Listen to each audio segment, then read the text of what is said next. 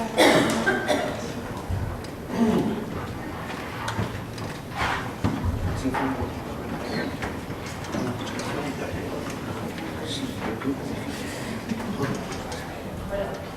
tardes a todos y a todas y bienvenidas. Deciros que esta tarde cuando venía para acá, con esta calle de la hora de que tenemos, y salía, me acuerdo de mis padres y me acuerdo de cuando yo era jovencita, tenía un novio y salía en verano a pasear con él a las 3 de la tarde, hace nada. Y mi madre me decía, ¿a dónde vas? Por la que está cayendo. Y mi padre me decía, déjala, que eso es el agua. Y yo me acordaba y pensaba que precisamente eso es lo que también nos hace estar aquí, el compromiso, esa entrega que tenemos hacia la psicología y todas las cosas que tenemos de aportar y de aprender dentro de este área de psicología, de trabajo, de recursos humanos y de las personas. Y me gustaría, aunque quiero celebrar la bienvenida, porque además si todos los que estamos aquí estamos comprometidos, imaginaros que los compañeros que han venido de otros colegios, que han hecho bastantes kilómetros para poder estar aquí esta tarde compartiendo y aprendiendo.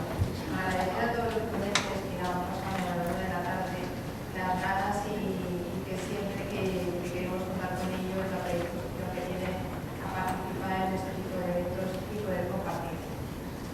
Además, también, como ha dicho el decano, todos los representantes y todos los que estamos trabajando dentro de las organizaciones, nuestra principal interés y motivación es aportar a la sociedad, aportar a las organizaciones y apoyar a todas las personas, porque ese es nuestro ámbito natural. Trabajar con personas y dar y facilitar todos aquellos instrumentos que desde nuestra profesión van a hacer que las empresas crezcan, que la sociedad crezca y que salgamos adelante formando estos equipos de trabajo dentro de las organizaciones.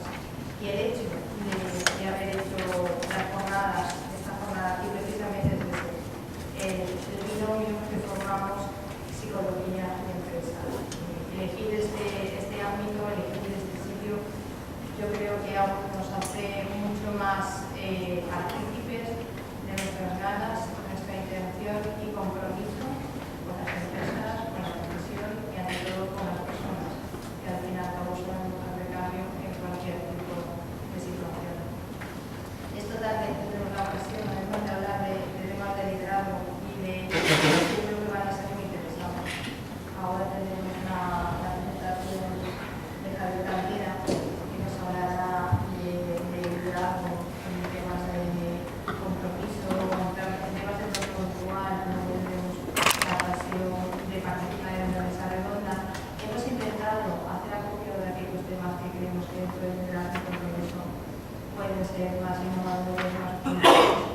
Incluso tendremos que la presentación del elemento innovador, que es la evaluación de competencia de líder a través de la gamificación. Y al final tendremos pues también el reconocimiento de la profesión preliminar con la presentación del bolsillo. Así que espero que aprendáis, que aprendamos, que compartamos, que vamos a debatir y vamos a ponernos a ello. Y en primer lugar, arrancamos y empezamos esta jornada con la conferencia de Javier Caldera de enero. Antes de enero, que es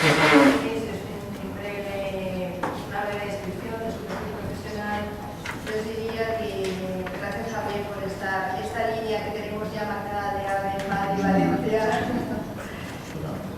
que siempre que participa, colabora con la Comunidad Valenciana, lo tenemos también profesor en el área de formación de psicología, coaching y como ya os he dicho, una predisposición y participación muy importante.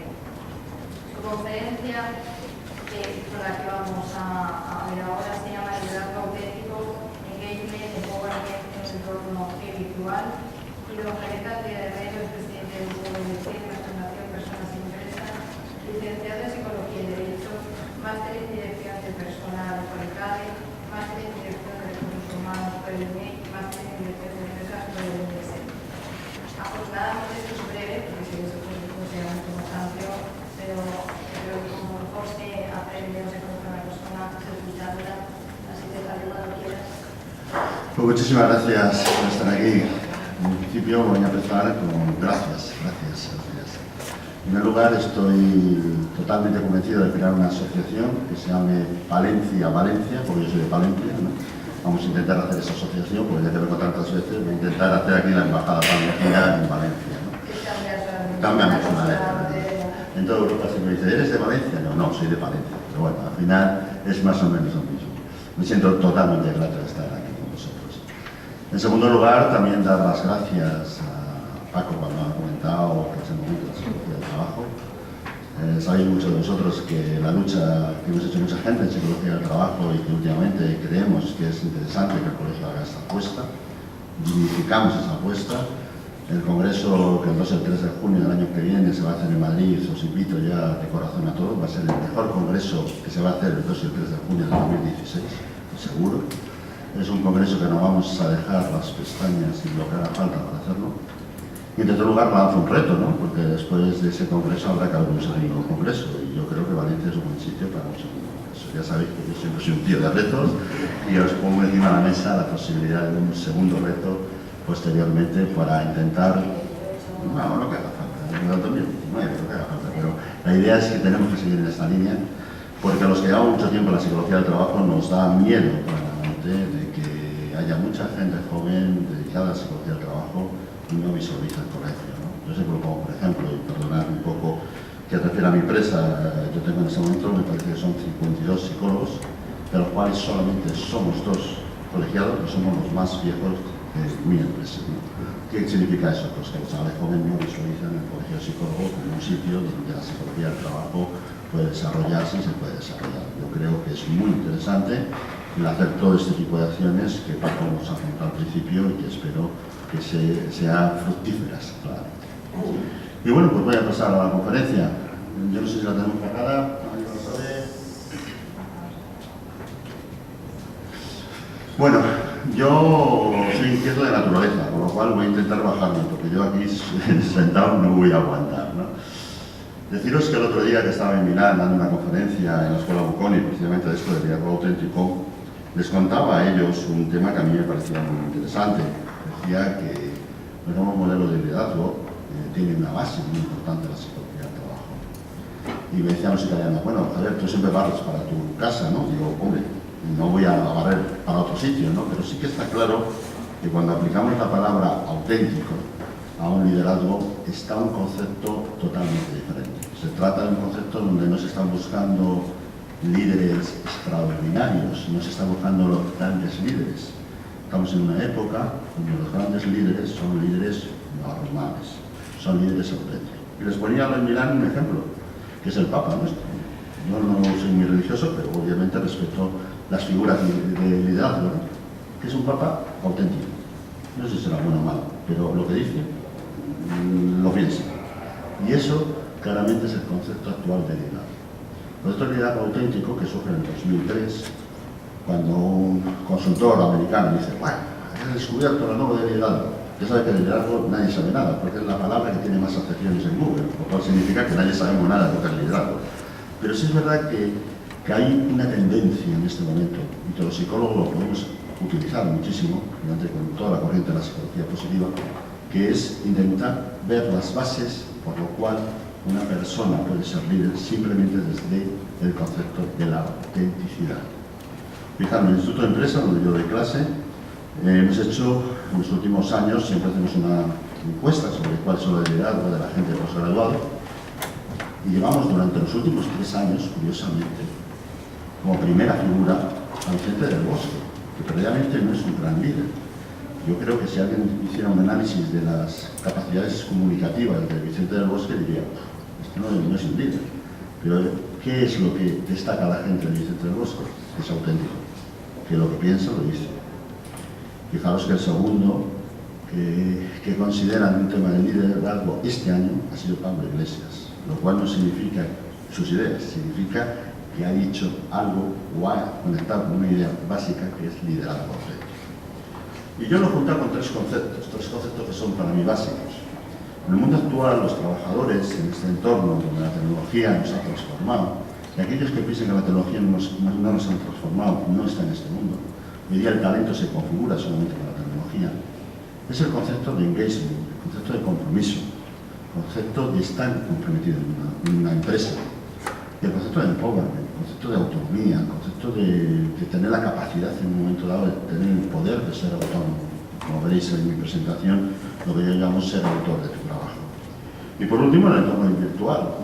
Hoy venía un buen artículo, si habéis visto en El País, de Juan José Millás, hablando de la realidad etérea y no etérea, y decía que cosa más no etérea que es Internet, pero que presente está en nuestra vida, y es verdad. San Internet en este momento configura una división y una configuración de nuestra forma de ser. Ya sabéis que por la noche, cuando estás en la cama, estás tú, tu cónyuge, el iPad con Internet. Es decir, todos los días la apuesta con Internet, hay que decirlo claramente. Esto significa claramente que hay una revolución en sí mismo, que es el entorno virtualizado que está en el mundo y está en este entorno. Y veremos cómo este liderazgo correlaciona mucho con la nueva forma de pensar de la gente totalmente del millennial, y también correlaciona mucho con este entorno virtual. Bueno, pues yo voy a empezar a contaros un poco lo que os he preparado. Pero de todas formas, a mí lo que me encanta es que no sea una alocución solamente mía, sino que me preguntéis, porque al final lo que se trata es de generar conocimiento y no solamente de ser unidireccional. Como estamos hablando de un conocimiento nuevo, lo interesante es hacerse preguntas. Aquellos que vengáis buscando certezas, no buscar aquí certezas, lo interesante son las preguntas, ¿no? ¿Por qué surge ahora el liderazgo auténtico?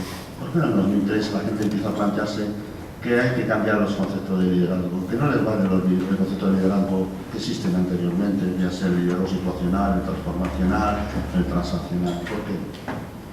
¿Qué es? ¿Qué es esto del liderazgo auténtico? Yo voy a intentar explicaros las últimas investigaciones, hasta el 2014-2015, acaban de publicarse unas investigaciones de hace 3 meses de la Universidad de Harvard muy interesantes sobre el liderazgo auténtico. Luego voy a intentar ver cómo se construye un liderazgo auténtico, porque como buen consultor que me toca hacer como función, muchas veces me dicen, Javier, ¿cómo conseguimos nosotros ser ese líder auténtico, ¿no? Y a todos les digo que independientemente de la capacidad de aprendizaje hay una serie de variables que son fundamentales y que correlaciona a toda la gente que se considera líder auténtico. Pero, ¿qué tipo de empleado vamos a tener que liderar esta situación de un líder auténtico? Pues este empleado que yo le llamo empleado 3E, que es el empleado que tiene que tener engagement, empowerment y virtual, ¿no? Y luego vamos a ver cómo se forma un líder auténtico, cuáles son las variables de formación de un líder auténtico. Aquí apelaremos mucho a la psicología positiva, donde yo creo que existen bastantes razones para llevar a cabo las intervenciones para tener un líder auténtico. Por lo menos a nosotros, en concreto, en mi empresa, hemos conseguido algunos éxitos adecuados utilizando esta técnica de psicología positiva.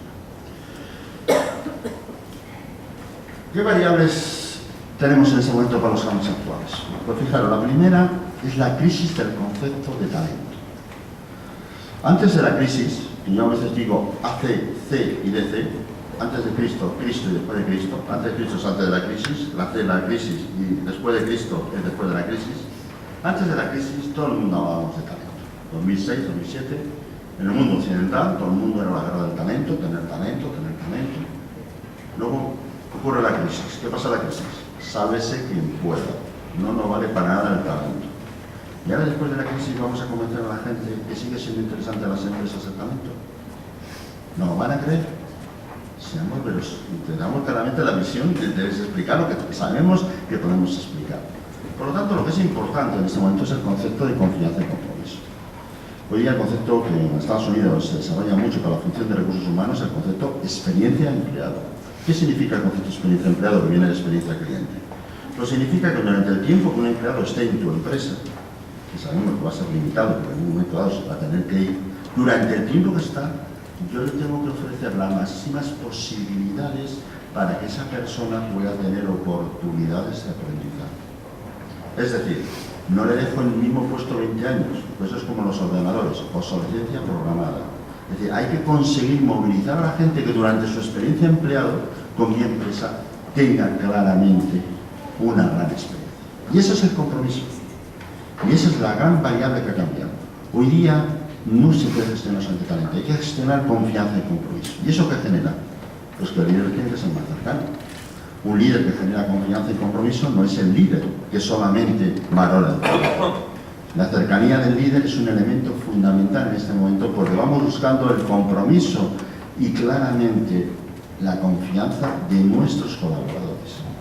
Pero a su vez hay otra variable que está generando un cambio en el concepto y por eso surge el liderazgo auténtico, que es la variable de la diversidad. ¿Qué pasa? Pues pasa que hasta hace poco la diversidad la ha visto como un elemento no tan positivo.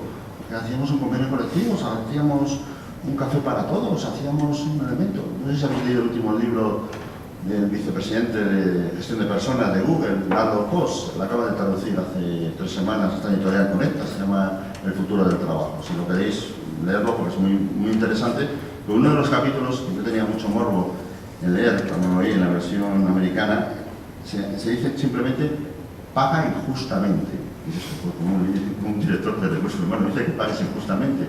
No, se basa en la idea que Google no paga a nadie igual, paga diferencial, customizadamente por cada una de las personas en función de su diversidad. Y dice, la diversidad es lo que hace a Google grande. Fijaros que Google tiene un teólogo en el comité de dirección. Yo tuve la ocasión de preguntarle un día que qué hacía, y decía que lo único que hacía diferente es que hacía buenas preguntas, algunas divinas incluso. Entonces lo que hacía era preguntas. Fijaros la diversidad cultural, la diversidad generacional. La diversidad generacional tenemos aquí, por primera vez con la prolongación de la edad laboral, vamos a convivir 3 generaciones en las empresas, abuelos, padres y hijos. Es muy interesante que la diversidad está para cambiar el modelo de líder. El líder tiene que estar con una mentalidad abierta. No puede ser un líder que solamente haga liderazgo con hombres de 40 años, todos ingenieros de comunicación, de telecomunicación, de la misma facultad y todos de los Real Madrid. Eso no hay diversidad. La diversidad pasa a diversidad de género, diversidad educacional, diversidad cultural, diversidad funcional, diversidad de experiencia. Ese es otro concepto que hace que cambie el concepto de liderazgo. Si estamos con la crisis del talento y estamos con el tema de la diversidad, aparece también un tercer elemento.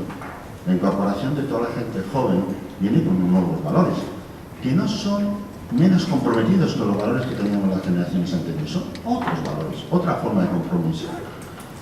Una de las cosas de los estudios que hemos hecho en esta empresa que a mí me llama mucho la atención es que la calabilidad del rol de un chaval joven cada vez es menor.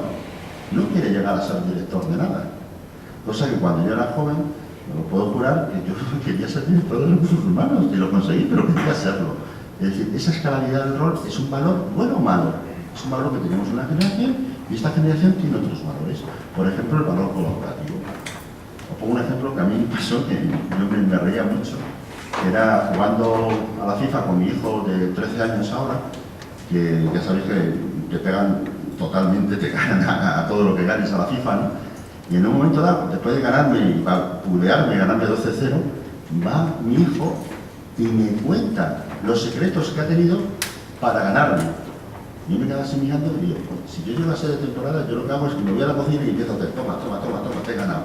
Es decir, la visión generacional es muy diferente. No juegan a un entorno colaborativo.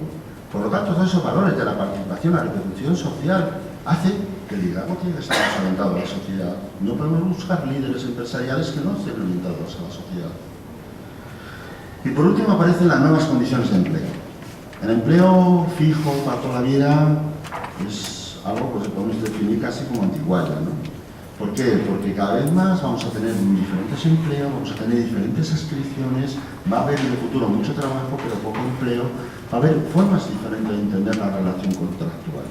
Por lo tanto, las estructuras planas, el personal branding, las redes informales, conllevan que el líder tiene que ser un líder que involucre además, ¿no?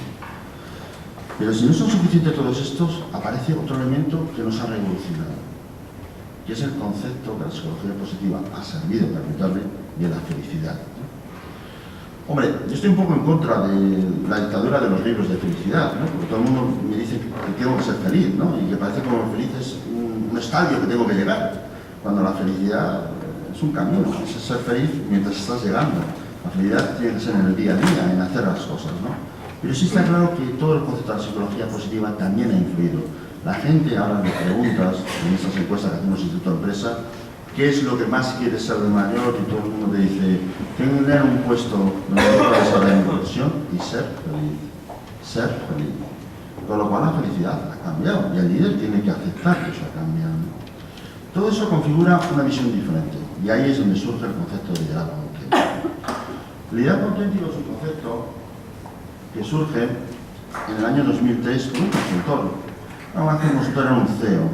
Ya sabéis que los americanos, su obsesión es hacer un libro y hacerse famoso. Él hizo un libro sobre liderazgo auténtico en el 2003. Si los metís en su página web, le podéis ver en 24.000 vídeos. Ahora, pues, en casi todas las tertulias americanas de la televisión aparece él hablando del liderazgo auténtico. Pero él lo que nos vino a decir, que fue muy sencillo, vino a decir que el líder auténtico, como él lo define, es el que tiene clara su misión. Hay gente que quiere ser líder. Pensáis que quiere ser líder. No vale eso, ocasionalmente no soy líder, no, yo quiero ser líder. Y hace una comparación en 2003 de toda la gente y dice, todos tienen clara su misión. Y una segunda característica que en el libro destaca, que son sólidos valores de lo que es correcto. Son gente que tienen una ética, no sabemos si adecuada o no a lo que nosotros pensamos como ética, pero tienen su ética. Tienen una ética, una serie de valores potentes, valores que él considera que son correctos. La tercera característica es que establece relaciones de confianza con sus colaboradores. Dice Bill Joy en su libro del 2003, que a mí me encanta, cuando dice: la confianza es un bien que la gente te da, pero antes, para que la gente te dé confianza, tienes que dar tu confianza. ¿Cómo vas a tener confianza en la gente si no das tu confianza? ¿Cómo? Es muy importante establecerse en una relación de confianza. Y el cuarto elemento que analiza Bill Joy es autodisciplina y coherencia. Es una persona que es coherente en todos los elementos que hace. Y es una persona que siempre tiene mucha disciplina de hacer lo que tiene que hacer. Y concluye que siente pasión por su visión. Y esas son, bueno, yo sé que resumir un libro en 5 frases, pues a veces es un ejercicio muy teórico, pero sí es verdad que para mí esas son las partes que tiene este libro de Bill Joy, que a mí me parece que es en este momento uno de los libros que dio digamos, al traste con los conceptos de liderazgo. Como siempre, los psicólogos recogimos el guante y una serie de psicólogos empezamos a hacer un análisis, en concreto Richard Carnes en el año 2008, y en la Universidad de Michigan en concreto hizo un análisis donde identificó cuáles eran los elementos psicológicamente a través de estudios empíricos sobre las personas que ejercían este modelo de liderazgo auténtico. Lo primero que pasaban, y veréis que es una máxima en toda la presentación que voy a hacer, es que lo primero que dicen de un líder auténtico es que se conoce a sí mismo.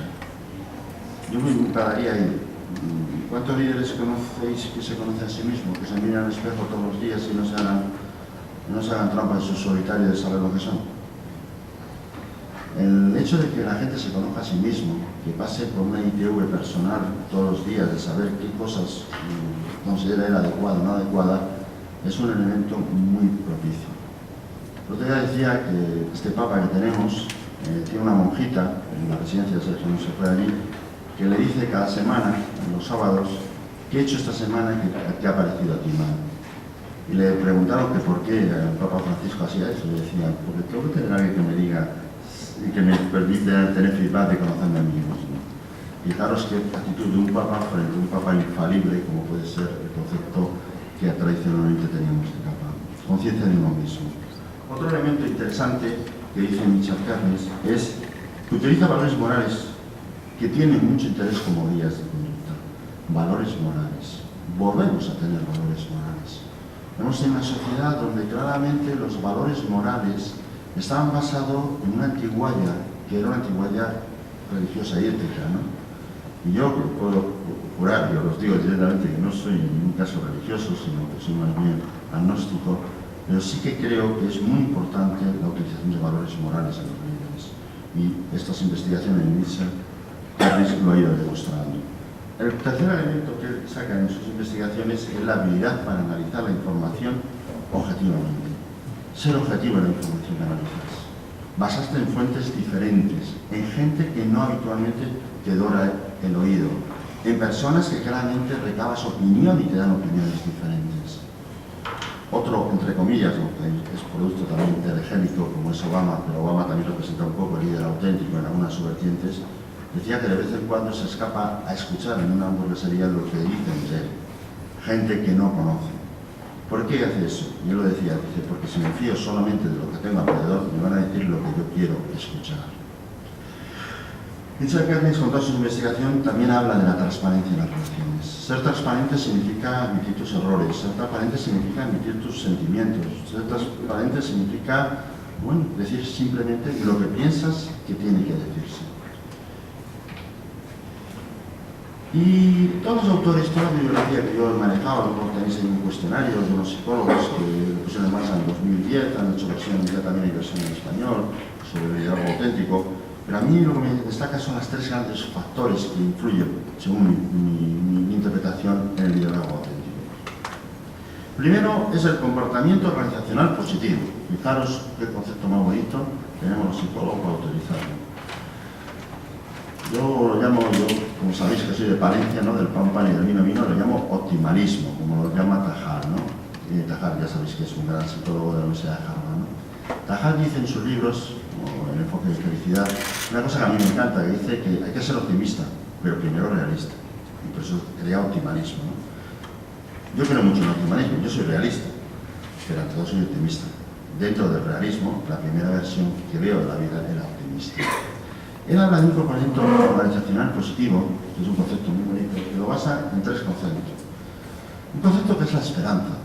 La esperanza significa un canto a que en el futuro podemos ser mejor. Y bueno, y si somos peor, lo que me quita lo bailado, es un término muy español, que cuando yo lo explico fuera de España nadie me entiende, ¿no? Y es un término muy nuestro y que me encanta, y nos quita lo bailado. Yo quiero seguir teniendo esperanza de que el mundo puede ser mejor, o que esta empresa puede ser mejor, o que esta relación puede ser mejor. El segundo término que todos hablan del optimismo, claramente. Ser optimista significa intentar siempre conseguir la mejor versión de ti mismo. Todos tenemos muchas versiones y hay que buscar la mejor versión de ti mismo. Y el tercer elemento que habla, y que todos hablamos, es de la resiliencia, la capacidad para soportar la cantidad de frustraciones que el día a día está llena. Qué suerte tenemos de un día lleno de frustraciones y que lo superemos día a día y cada momento. Y eso es el comportamiento organizacional positivo. Ahí existen multitud de teorías. Hay una cuarta parte que a mí en alguna ocasión me ha gustado también destacarla mucho. Es un concepto de Albert Bandura. Yo creo que Albert Bandura es un psicólogo que no le hemos dado mucha preponderancia, y ahora con sus 91 años, el otro día consiguió a José María Figueroa, le envió un mail y a mí también, muy curioso, ¿no? Porque le felicitamos por su cumpleaños ya de 91 años y me envió un mail diciendo: yo a mis 91 años sigo siendo un optimista radical. Y Albert Bandura, este profesor canadiense, psicólogo que todos hemos estudiado, su aprendizaje social, aprendizaje observacional, creó un gran concepto, un concepto que utilizan ahora todas las generaciones nuevas, que es la idea de la autoeficacia, es la idea de sentirse bien uno con lo que hace. El sentirse bien uno con lo que hace es un elemento de comportamiento organizacional positivo totalmente. Cuando a una persona la pones en un puesto o la adjudicas una misión que se sienta totalmente adecuada, está generando en la organización un comportamiento organizacional positivo. Es muy importante esos cuatro elementos como elementos de este concepto, que yo auguro un gran desarrollo en un futuro dentro de la psicología del trabajo. Otro concepto que yo creo que en la psicología del trabajo tenemos que trabajar mucho es el razonamiento moral. Dice, la moral no se puede razonar.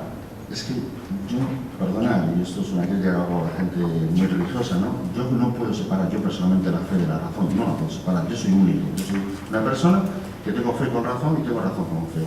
Es igual que lo de la inteligencia emocional, porque no llamamos emociones inteligentes. Yo soy capaz de separar mi inteligencia de mi emoción, y mi emoción de mi inteligencia. Creo que muchas veces hacemos una visión, digamos, más simple de la realidad, como decía Baudrillard, para comprender lo complejo que es la realidad, ¿no? El razonamiento moral se basa en un concepto muy claro, que en todo líder hay una decisión ética. Dice, bueno, en los políticos actuales no hay líderes, o lo aseguro, no hay líderes, brillante porque no hay muchas decisiones éticas. El tener una decisión ética significa el saber exactamente, no tanto lo que quieres hacer, como desechar lo que no quieres hacer. Saber claramente lo que nunca vas a hacer.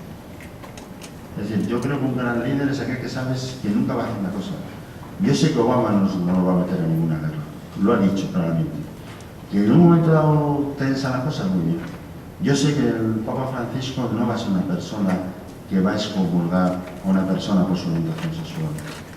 Sí que está claro que podrá matizarlo, no matizarlo, hacerlo, pero fíjate ahora con el nombramiento de embajador francés que encima nombra embajador de la Santa Sede a una persona homosexual, lo tiene pagado, porque esto es como tocar la nariz, y dice, bueno, vamos a ver qué hacemos o qué no hacemos, ¿vale?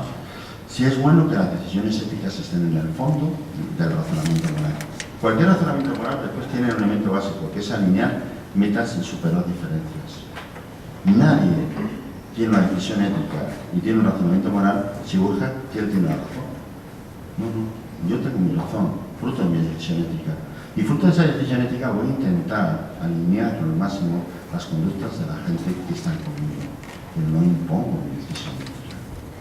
Y el tercer elemento, el elemento fundamental de este concepto, es el desinterés personal y solo grupal. Cuando las personas ya no tienen un interés solo personal, sino grupal, es claramente cuando tienen un buen razonamiento moral. Los grandes líderes, Mahatma Gandhi, la gente que todos identificamos como líderes en su momento, todos han tenido un razonamiento moral. Y ahí hay también un área de investigación muy importante que podemos unir con un elemento filosófico muy importante, que es la idea del razonamiento moral. Y la tercera variable que está influyendo en todos estos conceptos es lo que yo llamo capacidad de aprender de las experiencias vividas. Hay gente que me dice, bueno, Javier, esto todos lo hacemos. Hay mucha gente que la experiencia pasa por él y no aprende nunca, ¿no? Y hay otra gente que tiene una pequeña experiencia y aprende muchísimo. La capacidad de aprender de las experiencias vividas es una de las grandes, digamos, mechas que tiene un gran líder auténtico. Eso significa aprender cómo va a ser el cambio. Fijaros, ¿por qué cambian las personas? Puedes cambiar porque te hayas caído en un momento dado en un caballo y piensas que el cambio es básico. O en un momento dado cambias porque has aprendido y has cambiado tu forma de percibir la realidad. El aprender es la base de tu cambio. Y si el cambio es lo único de lo que somos dueños, fijaros, de todo lo demás no somos dueños. Lo único que somos dueños de nuestro propio cambio, es muy importante aprender como elemento básico para generar tu cambio. Ese aprendizaje de tu cambio genera el concepto básico, que es aprender. Yo siempre digo lo mismo, pero a veces me repito y seguro que aún no me habéis escuchado. Mis hijos que tienen el problema que mi mujer y yo somos psicólogos, vosotros que sois psicólogos lo podéis ver en otras audiencias, cuando lo digo todo el mundo se ríe, porque dice, bueno, vaya chavales que tiene la mujer y el marido, el psicólogo. Siempre les digo lo mismo todas las noches. Lo importante del día es lo que decía Einstein, es decir, llevarte a tu libreta las 3 ideas que has aprendido en el día, pero no del aprendizaje técnico, sino del aprendizaje vital. Ese niño que te ha puesto la zancadilla, ese que le ibas a saludar y no te ha saludado, ese aprendizaje vital es un aprendizaje de vivir tus propias experiencias. Yo creo que cuanto más enseñemos a los chicos a aprender de sus experiencias, más tenemos gente que el día de mañana pueda configurar una personalidad más con más liderazgo. Y lo último que hay que hablar es aprender cómo va a ser el cambio posteriormente. Es decir, el cambio está al principio, aprendes y vuelves a cambiar. La capacidad de aprender experiencias vividas es otro de los elementos que creo que de la psicología del trabajo vamos a tener que hacer muchísimo en los próximos años. La teoría del liderazgo hemos pasado. Yo creo que muchos de vosotros habéis visto, os acordáis de aquella psicología diferencial que hablábamos de la teoría de rasgos, ¿no?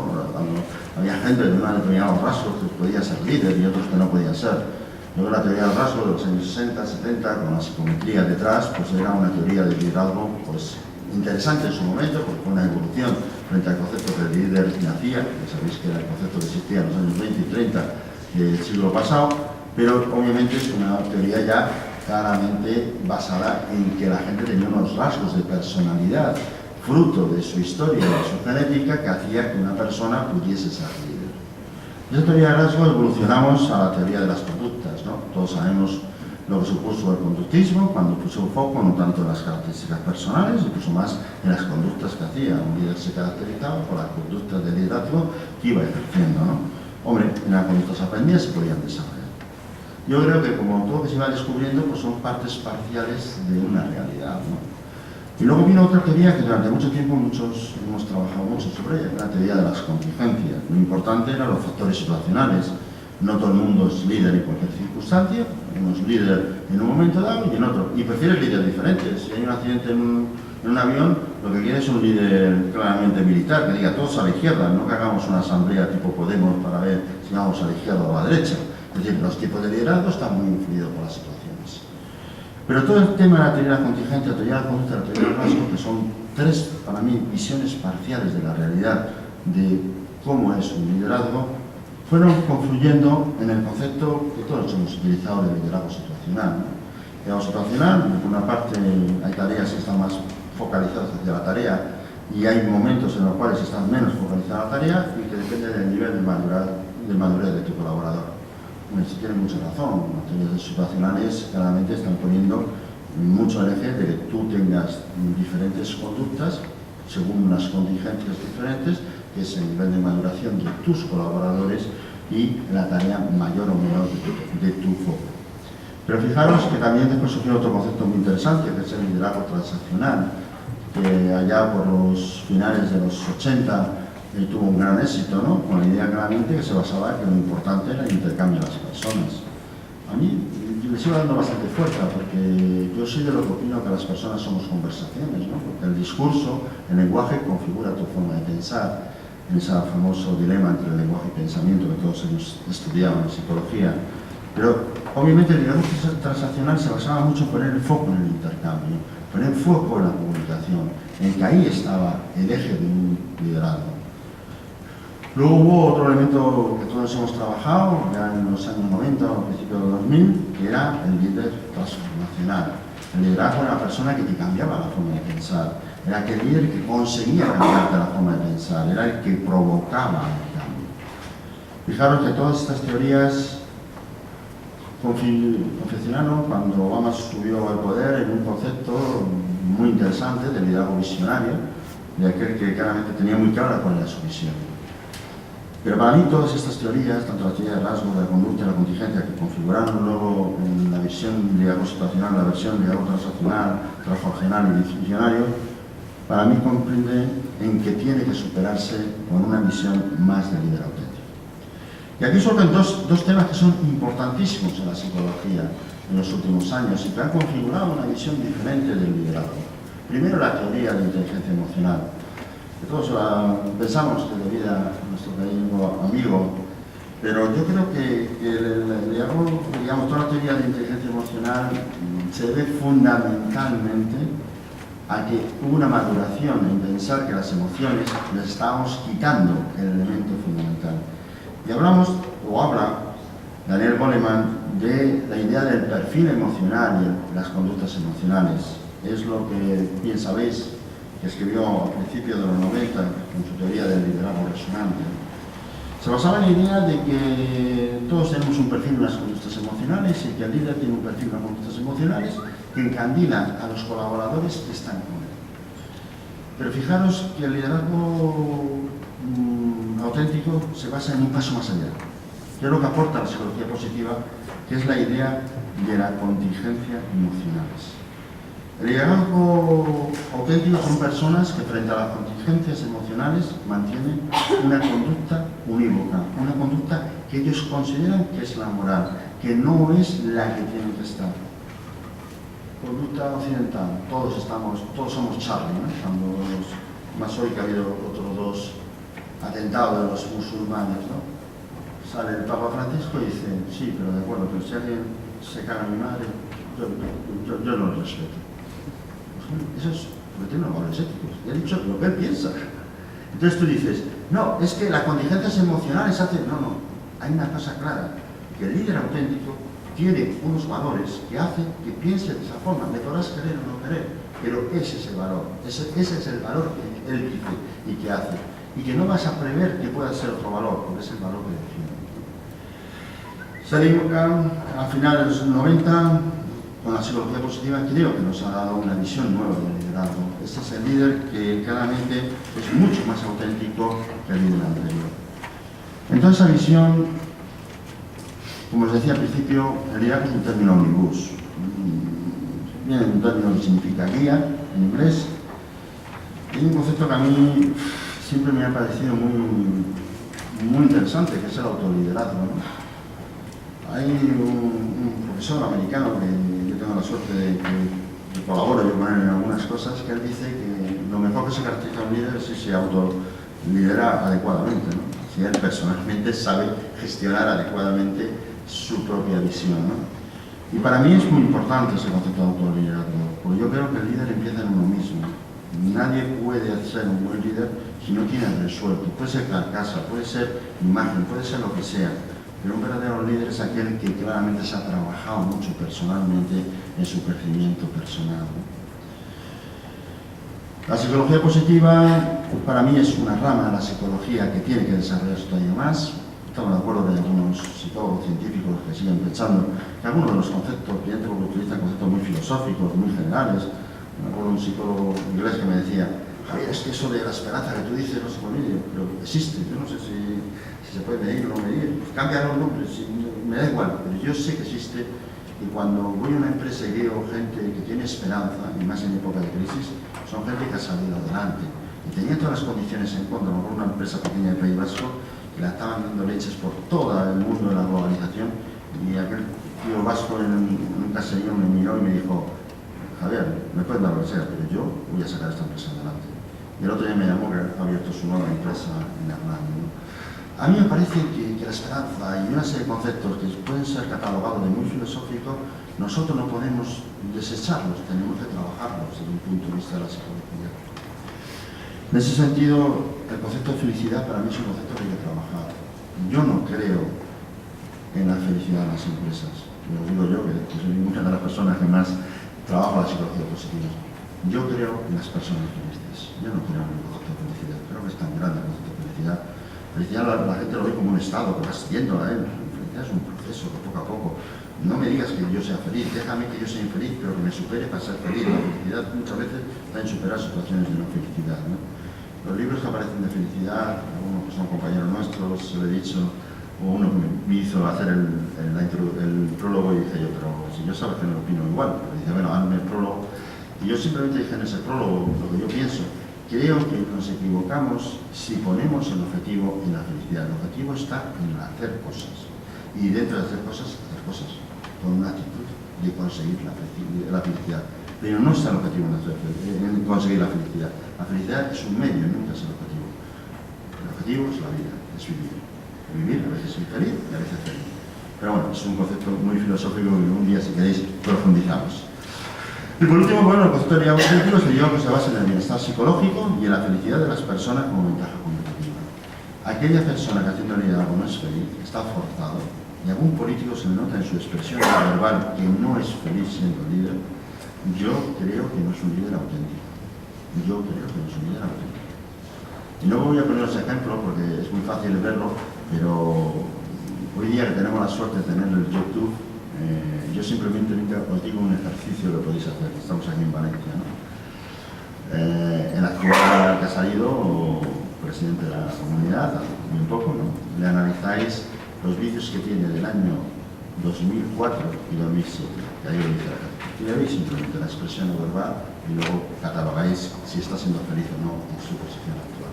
Otra cosa que la ambición te pueda, el raciocinio te puedas, pero ser feliz significa tener claramente una consecuencia con tus criterios morales y internos.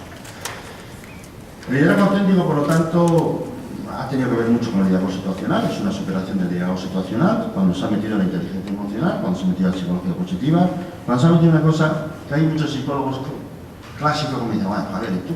Que eres más bien científico que no, ¿por qué hablas del PNL? Porque el PNL ha influido, porque el PNL todo el mundo habla del PNL, y el PNL es una cosa que sirve, es como todas las cosas. Es un concepto de cambio personal que la gente se ha inscrito a él.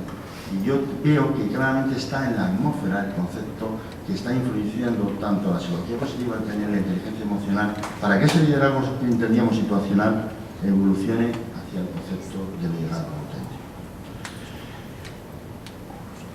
Ahora voy a hablaros de dos pequeñas contribuciones que nosotros hemos hecho a este modelo de liderazgo auténtico y que ha aparecido en algún artículo, que es el modelo del ERPA y el modelo de las 3 Cs. El modelo del ERPA es un modelo que allá por el año 2000 se nos ocurrió a algunos psicólogos que trabajamos en psicología del trabajo, que es el modelo de explicar cómo cambian las conductas, ¿no? Y cómo un líder puede hacer cambiar las conductas. Nosotros decimos que para formar un líder auténtico lo primero que tiene que tener es una E enorme. Nadie cambia si no le emocionas. Esa trabajar la emoción, el elemento fundamental, es básico en el cambio. Cualquier proceso de formación o de coaching o de cualquier intervención que tenemos que hacer en el liderazgo, tenemos que empezar porque el líder sepa transmitir emociones. y sepa emocionarse. No falsamente emocionarse, sino emocionarse. La emoción hace que las personas abran la mente. ¿Para qué? Para que rápidamente elabores el segundo elemento, que es el raciocinio. La emoción va al paleocerebro, a ese sistema límbico que tenemos en nuestro cerebro que nos hace abrir la mente. Pero el ser humano necesita claramente pasarlo todo al córtex, pasarlo al raciocinio, pasarlo a la R del raciocinio. Pero si tú quieres conseguir el cambio, como líder que eres, después que racionaliza, que expliques el porqué a la gente del cambio, tienes que preguntarse la pregunta básica, que es ¿cómo? La gente necesita saber cómo tiene que cambiar. Y hay muchos líderes que se quedan solamente en la parte racional, de explicarte lo que hay que hacer. Y líderes políticos que te explican la razón, y la razón le puedes decir 7 para ti, si la razón es para ti. Pero ni me has emocionado, ni me has dicho qué me va a mí a esto, qué proceso tengo que hacer yo del cambio. Y lo último que tienes que hacer en el cambio es automatizarlo, crear un hábito, es la A de guerra, ¿no? Este modelo que llevamos trabajando pues 14 o 15 años, pues en diferentes materias, en diferentes ámbitos, lo que intentamos es decir a los líderes que lo importante en la vida es preguntarse los qués y los cómo, más que los porqués.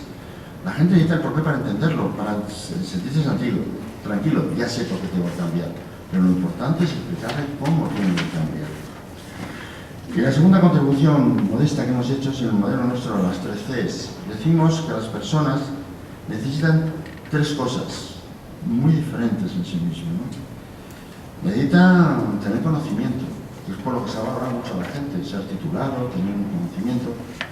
Ya los psicólogos hemos luchado mucho por abrirnos hacia el tema de la competencia, ¿no? Hacia el tema del mundo de las habilidades, de las competencias.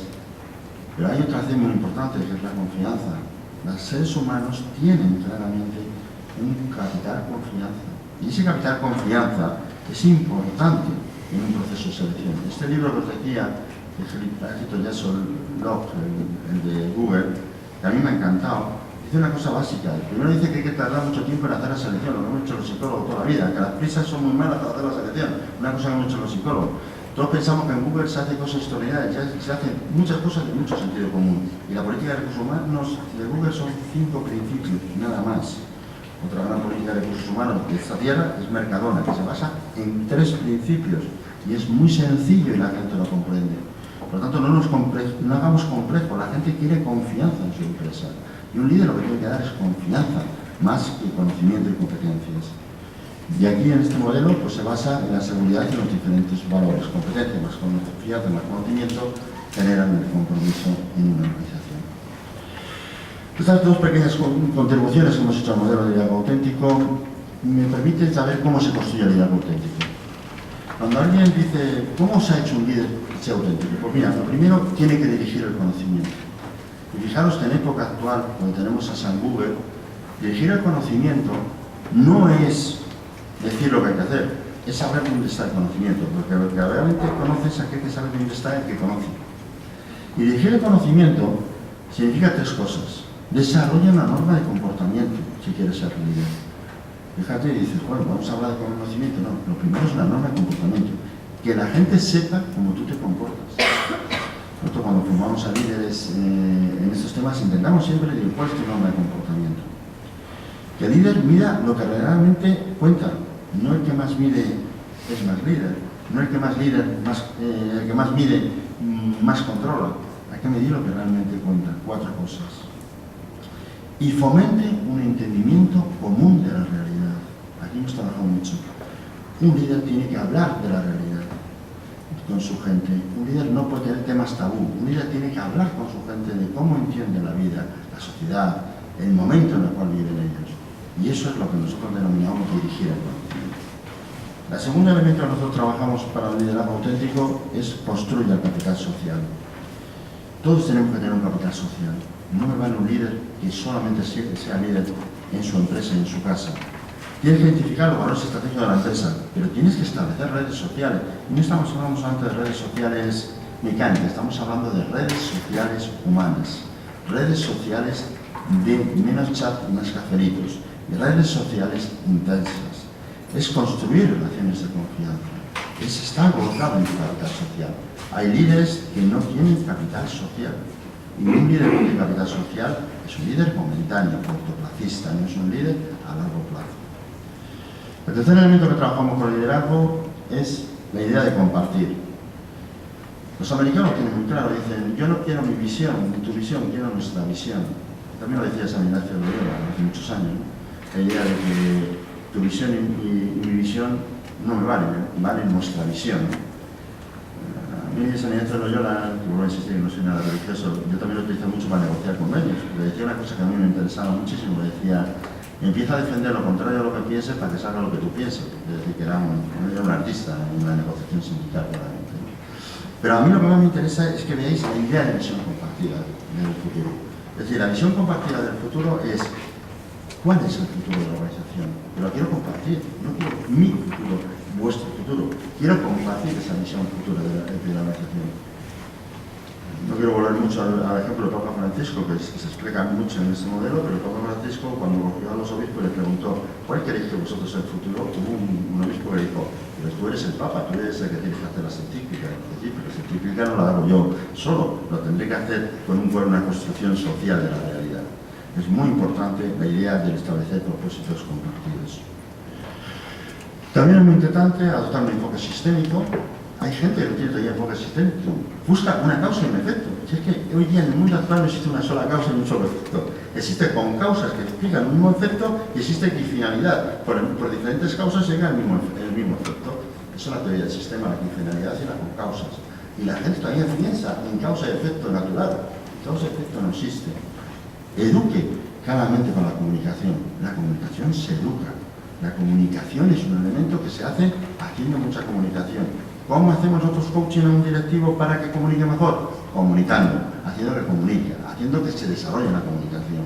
La comunicación hay que educarla porque es el elemento básico que tiene un directivo para ejercer su liderazgo. Actúen, instalen una cultura auténtica, experimente y cree recompensa a corto plazo y centralice las acciones. La idea es actuar. Un líder se tiene que equivocar. El error está permitido, lo que no está permitido no es aprender del error. Pero el error está permitido y además se airea. Hay una filosofía que tiene Amazon, que a mí me encanta, los valores culturales de Amazon, que dice equivocarse sin timidez. Hay que equivocarse, pero sin timidez, no seas tímido en equivocarte. Hay otra que dice Ikea, que también me gusta como valor, que es la que dice copia con orgullo. Estoy copiando, pasa algo. Hay una serie de valores muy de sentido común que tenemos que meter a las empresas. Es decir, la gente piensa que todo es original. Y hoy día la originalidad está en la mezcla que tú haces del conocimiento en tu propia empresa. Pero no existe una originalidad en sí misma. Y por último, promover el aprendizaje continuo. El liderazgo del futuro está en el aprendizaje continuo. Estamos en una generación que vamos a tener que estar aprendiendo cuando estemos en la residencia de tercera edad, porque nos va a cambiar todo que vamos a tener en la residencia de tercera edad. Fijaros, Overreich, que es el que fue ministro, fue secretario de Empleo en la época de Clinton, es un economista que seguro que van a dar el premio Nobel de Economía, si no este año o un año que viene, porque ha hecho unos estudios para mí muy estupendos. Dice que en su último libro, un libro que salió hace ahora 4 meses, dice que en el año 2020 el 60% de las cosas que vamos a tener en el 2020, todavía en el 2015, ni se han creado ni se han inventado. Pero lo más curioso es que la mayoría de la fuerza de trabajo en el 2015, si seguimos trabajando, lo vamos a tener que vender en el 2020. Si no tenemos capacidad de aprendizaje continua, ¿dónde estamos? El aprendizaje, la capacidad de estar constantemente aprendiendo es un elemento básico. La pregunta básica que yo le hago a un directivo en el día de hoy es la siguiente. ¿Cuándo fue la última vez que fue tu primera vez en algo? Y hay directivos que han soñado con esa frase cuando se la he dicho. Luego a los 2 días o 3 días me llaman, porque me ha fastidiado el sueño, porque estoy todo el día dando vueltas a esta frase que me has dicho. No, simplemente hay veces que tienes que plantearte cuándo vas a hacer una cosa por primera vez, otra vez. Porque si no estás volviendo a repetir tus rutinas de pensamiento, tu forma de pensar y tu forma de entender en sí mismo. Sabéis que nuestro estimado Steve Jobs decía una cosa que a mí me apasionaba en su biografía, que era que decía que lo interesante de la actividad era unir puntos, pero para unir puntos tenías que tener embajadores de puntos diversos. A mí me encanta ser embajador de puntos diversos y tener visiones diversas dentro de la propia empresa, porque eso te da capacidad de promover ese aprendizaje continuo. Más cosas, pero todo esto que hemos visto, no me quiero extender mucho más, se basa en un tipo de empleado actual, el empleado 3E. El empleado 3E está basado en el empleado 3.0, que es un empleado que tiene la siguiente característica: trabaja donde quieras, cuando quieras, en función del trabajo a realizar, del equipo a colaborar, del tiempo a producir para cumplir los resultados esperados. Ya no existe el trabajo en oficinas, tampoco va a existir el teletrabajo, que es tan rígido como el trabajo en oficinas. Por eso se han equivocado las estrategias de teletrabajo. Hoy día el trabajo es smart working, es estar trabajando en cualquier sitio. Todavía más esclavo, porque antes lo tenías muy claro, trabajabas de una hora a otra hora. Ahora sales del trabajo y fíjate que no trabajas mucho más. Pero fijaros que ese es el empleado que tenemos actualmente y que vamos a tener en el futuro. Hoy día estamos encadenados a un trabajo continuo. Y ese encadenamiento nos conlleva a que hay que trabajar para satisfacer la necesidad y no para cumplir el tiempo de trabajo. Lo que está en crisis es el concepto de tiempo de trabajo, la jornada laboral, el que tengas una hora y sales a una hora. Eso es encadenante, pero también es verdad que la gente siente una cosa que para mí es muy ilusionante, que no significa tener más tiempo. La gente se equivoca cuando piensa que la tecnología nos va a dar más tiempo. Nos va a dar solamente una cosa, el sentirnos libres a la hora de utilizar el tiempo. Eso es la ventaja. Que tú puedes decir que ahora no voy a trabajar y me voy a recoger a mis hijos, o que ahora sí voy a trabajar, o que voy a hacer estas cosas esta noche y no lo voy a hacer ahora. Esa libertad de tu tiempo es la verdadera, digamos, suerte que tenemos en este momento, con el encadenamiento de tener un elemento fundamental, que ya no vamos a tener jornadas de trabajo. Este concepto nos mide el nivel de virtualización, que está basado en tres grandes conceptos, como os decía: engagement, empowerment y el virtual. El engagement genera compromiso, concepto de compromiso personal, grupal o colaborativo y de personas. Aquí me he equivocado, he puesto personal, es de persona. La idea es que el compromiso, engagement, porque es el concepto que está más en moda en Estados Unidos. Y ahora que me ha hecho la alianza estratégica con otra empresa que se llama ON, que es la consultora número 1 en Estados Unidos, tiene allí 19.000 consultores. Cuando estuve en Chicago hace poco viendo los modelos que tienen de engagement, yo os puedo decir que es que claramente el futuro es el compromiso. Es decir, todo el mundo lo que quiere en las empresas no es talento, quiere talento comprometido. No queremos Messi ni Ronaldo, sino Messi y Ronaldo que estén comprometidos con el Barcelona o con el Real Madrid. Queremos talentos comprometidos. Y para ver el nivel de compromiso es el elemento fundamental en el futuro. Y más cuando tenemos una experiencia de empleado, que es una experiencia que sabemos que empieza, se desarrolla y muere. No quiero empleado para toda la vida, quiero empleado que durante el tiempo que esté en nuestra empresa nos esté dando lo máximo en sí mismo. Y eso nos conlleva también al concepto de empowerment, de autonomía, diseño, trabajos, tiempos, relación con el cliente. Y luego el tema virtual, que parece una tontería, pero hay 4 Cs que para mí: compartir la información. No hay ningún momento histórico de la historia de la humanidad donde más información es conocida por más gente. Esta es una gran oportunidad. Primero, la gente, para que no le digan que lo ha hecho, lo tiene que no haber hecho. Hemos vivido últimamente políticos con su historia virtual. Eso es muy importante, eso es la transparencia. Donde hay una dictadura no habrá internet nunca. Porque claramente internet nos posibilita la posibilidad de tener transparencia. Tiene muchos elementos en contra, como la superficialidad del conocimiento, etc. Pero tiene un elemento a favor, que es la de compartir la información. Otro elemento para mí básico es convalidar el esfuerzo. La gente pide colaboración, la gente está en un entorno colaborativo, busca la colaboración en sí mismo. Otro elemento para mí muy importante es toda la coordinación de los trabajos. La información te permite coordinar de forma diferente los trabajos. Y por último, te permite colaborar en soluciones, no tanto sentarte en procesos, sentarte más en diferentes soluciones. Este es un modelo que utilizamos nosotros habitualmente entre lo físico, lo informático y lo psicológico. Creo que los psicólogos tenemos mucho que aportar en el mundo de Internet. Y en este momento yo pienso que tenemos una maravillosa oportunidad de la psicología del trabajo que se nos abre con todos los procesos de interrelación entre el espacio de trabajo, con ese empleado 3.0, con esa tecnología que está transformando la forma de entender el futuro del trabajo y las personas que estamos trabajando y que vamos a seguir trabajando. Y eso nos lleva a un concepto que a mí me ha gustado mucho. ¿Eres autor o eres intérprete de tu trabajo? Yo siempre digo lo mismo. La tecnología nos posibilita en este momento tener cada vez más ser autor de tu trabajo. Y las nuevas generaciones quieren ser autores de su trabajo. El ser autor significa que el poder de decisión es más propio, más que supervisado. Nadie me supervise. Significa en un momento dado acceso libre a la información. Yo me acuerdo cuando empecé a trabajar en Telefónica que el jefe era el que sabía todo y además se lo guardaba en un cajón. Hoy día con internet nadie puede guardarte a nadie. Si el que más sabe está afuera, no está en nadie que lo sepa. El acceso libre a la información te hace cada vez más autor. Otro elemento fundamental está en el número limitado de opciones que te da el intérprete con la generación de opciones a elegir. Tienes muchas opciones a elegir, eres autor, es la capacidad de ser el propia persona que lleves tu trabajo. Tienes todo el tema de la habilidad de ser asertivo. La asertividad ya sabéis que ha crecido muchísimo con la red. No hay ningún momento histórico donde más decisiones de asertividad hay que ir en el momento actual. Hay incluso gente que se asusta de la asertividad cuando pasa los típicos correos electrónicos y los Twitter difamatorios frente a un hecho, pero es porque claramente existe mayor asertividad. La red te da asertividad. Hay teóricos que dicen que te la dan y te tapas, pero sí es verdad que existe asertividad. En este momento se está notando un mayor nivel de asertividad en la sociedad. Otro elemento es la alta oportunidad de aprendizaje, que tenemos la escasa oportunidad de aprendizaje cuando el trabajo era su mandado, una persona que interpretaba ese trabajo. Alto nivel de autoimagen no clara, capacidad de cambiar, cambio limitado a la tarea. En fin, engagement, empowerment y virtual hace claramente que sea este modelo.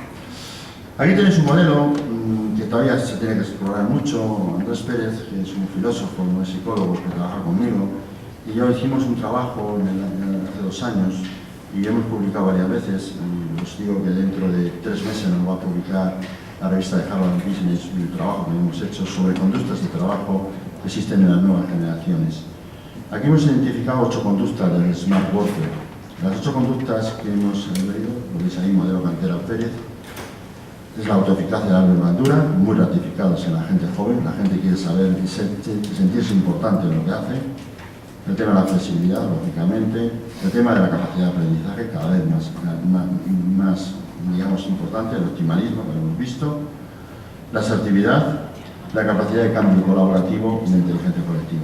Este modelo es un modelo hecho modestamente por nosotros y que estamos poniendo encima de la mesa como modelo que caracteriza las conductas de las nuevas generaciones que se incorporan al mundo del trabajo.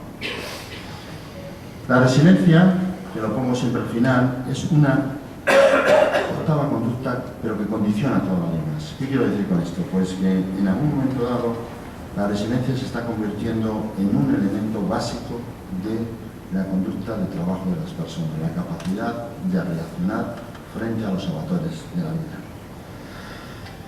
La gestión virtual del trabajo, entonces, se basa en esos 3 conceptos que hemos visto.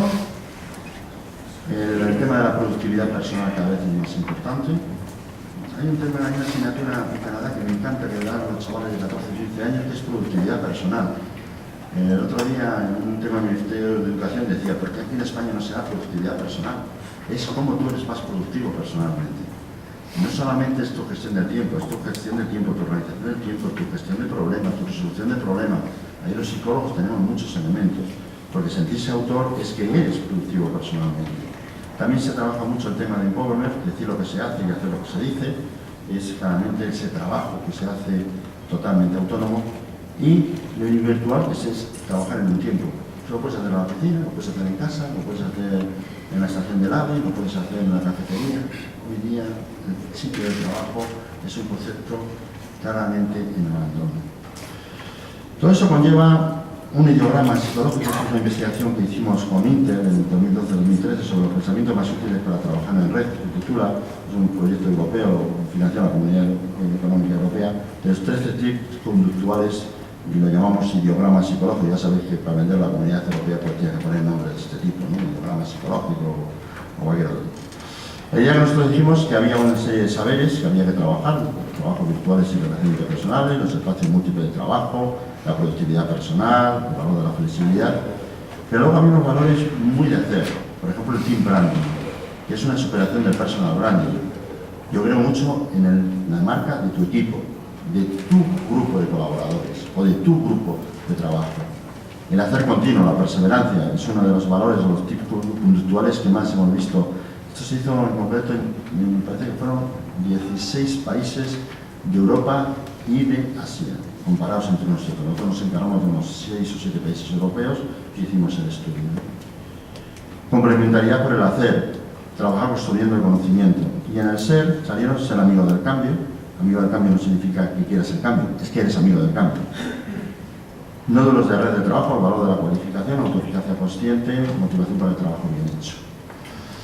Todo eso lo vais a tener en 5 minutos acabo, ¿no? ¿Cómo dirigir estas conductas? Pues bueno, ahí tenéis la de gestionar autores, que es un elemento para mí fundamental. Para gestionar gente es interesante esas 5 conductas. Gestionar retos, cifrar objetivos, patrocinar cambios, observar logros y festejar resultados. Y esa es un poco la clave para mí de todos los elementos en cuanto a dirigir.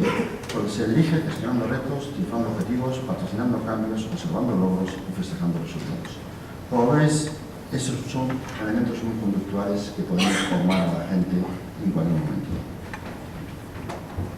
La gestión de equipos virtuales cada vez es más difícil, por lo tanto la personalización, la empatía emocional de la gente, la configuración del valor de autor, que aporta a las empresas y los equipos, establecer objetivos, ayudar a cambiar, catalogar los éxitos, reforzar el aprendizaje y trabajar en entorno colaborativo, son las 7 grandes habilidades directivas que trabajamos. Ahí tenemos desarrollado todo un proceso de formación para conseguir que un directivo tenga gente que no lo tiene en presencia, que no las ve, pero que tienes a su vez el desarrollo. Fijaros que muchas multinacionales españolas ahora mismo tienen 7 o 8 colaboradores en 6 o 7 países o en 5 o 6 países diferentes y tienen que trabajar en equipo. Esa habilidad directiva que se basa en el liderazgo auténtico es una de las grandes habilidades que en este momento vamos a potenciar. Y ya para acabar, y no quiero cansaros mucho más, deciros cómo se forma un líder auténtico. Un líder auténtico es un líder adaptado a la situación. Fijaros la palabra adaptación. No sé si sabéis, en la evolución hay 2 mecanismos fundamentales, lo decía Darwin. Uno, la adaptación y otro, la acomodación. Tú te adaptas a una realidad y acomodas tus características personales a esa nueva realidad. Un líder no es líder en todas las circunstancias de la vida. Es un líder en una determinada situación. Nos adaptamos a la situación. Y es muy importante esa visión de adaptarse a la situación, porque no significa que el líder sea situacional, significa que el líder es coherente con la situación que le toca. Esto para mí es un principio muy interesante, porque hay muchos líderes muy importantes en las empresas que no se están sabiendo adaptar a la situación. Y al revés, hay gente que no tiene un gran liderazgo, que sí se está adaptando a la situación y parece que es un gran líder. La segunda característica del líder auténtico es ser un líder emocional. La emoción no está para irse de la psicología. Yo me acuerdo cuando yo estudiaba psicología que la emoción era una cosa, como era poco científica, la gente nos decía en la facultad, bueno, la emoción, ahora toca emoción. No era igual que otras cosas que eran más científicas. Mi experiencia me ha dado que la emoción hay que trabajarla mucho. Yo cuando enseño por ejemplo, a algunos líderes a mirar, me parece una tontería, pero es que hay líderes que no saben mirar. O hay líderes con los cuales les enseñamos simplemente a expresar emociones.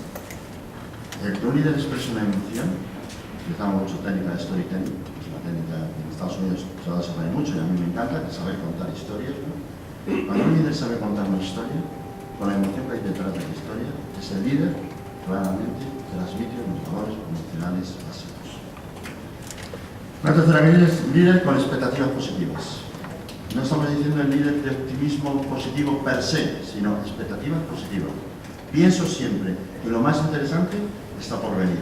No digo que sea más interesante todo lo que hay, sino que estamos esperando que seguro que mañana nos va a deparar un mejor día que el día de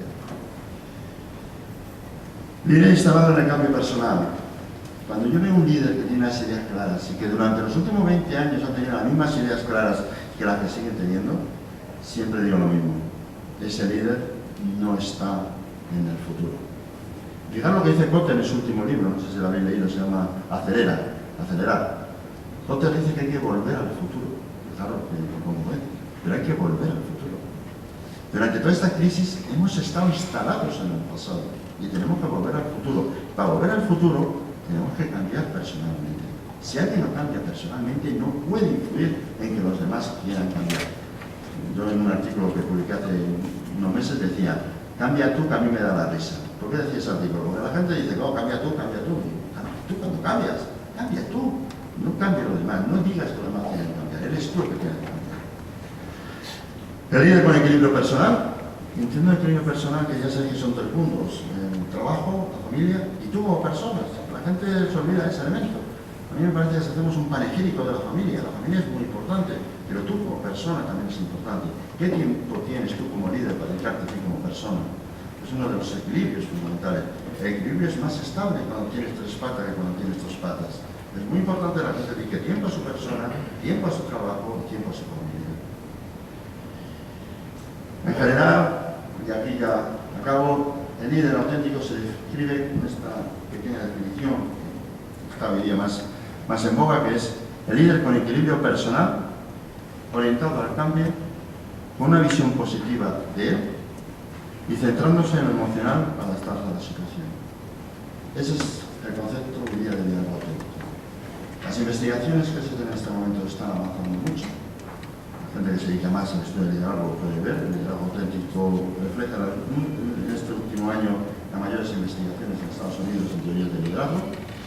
Yo creo que es un camino a entender claramente, que no es nada revolucionario, que simplemente da la visión que el mejor líder es aquel que es líder porque él piensa que es líder y claramente porque personalmente tiene una serie de valores muy instalados en su eticidad y en la transmisión de sus mensajes. Y nada más, pues espero que os haya servido de reflexión y a vuestra disposición para cualquier pregunta que queráis hacer. ¿Vale?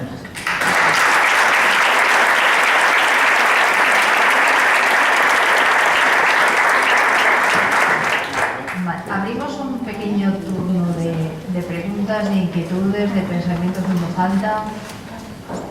¿Alguna cuestión que queramos plantearle a Javier? Bueno, mientras van saliendo, yo sí que a mí me surgía muchas cosas cuando te estaba escuchando, Javier.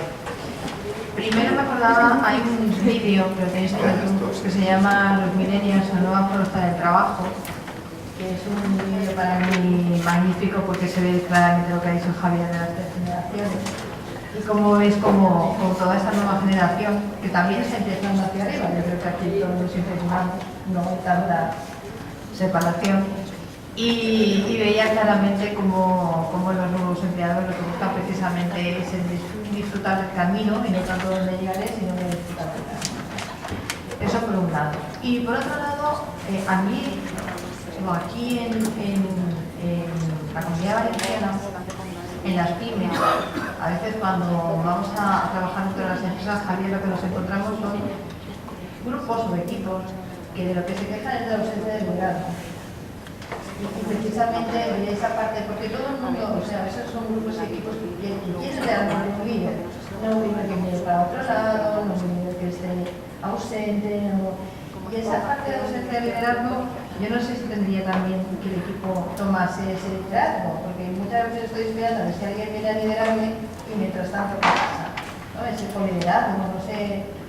Este liderazgo auténtico se tendría también algo que ver con esa parte de tomar la iniciativa, sino... Sí, bueno, lo que tú comentas, en un primero vuelvo a reiterar la idea de que los millennials no acepto yo que piensen que no tienen el mismo compromiso que tenemos nosotros, tienen otro tipo de compromiso, y porque nuestros padres tienen otro compromiso diferente al que tenemos nosotros, ¿no? Y ese valores que ellos representan, que yo creo que es muy interesante analizarlo, porque está muy inscrito en la cultura que todavía se va a profundizar todavía más cuando pasen los años y veamos lo que esta crisis ha generado en muchos valores importantes de las personas. Es decir, a las personas no les puedes vender ahora grandes ideas, talento, etcétera, etcétera. No se lo van a creer, tienes que ser muy modesto en las expectativas. Cuanto al debate de la ausencia de liderazgo, para mí hay un elemento que todavía más me asusta más, que es que la gente sigue pensando en buscar líderes carismáticos. La gente va buscando líderes, digamos, que deslumbren.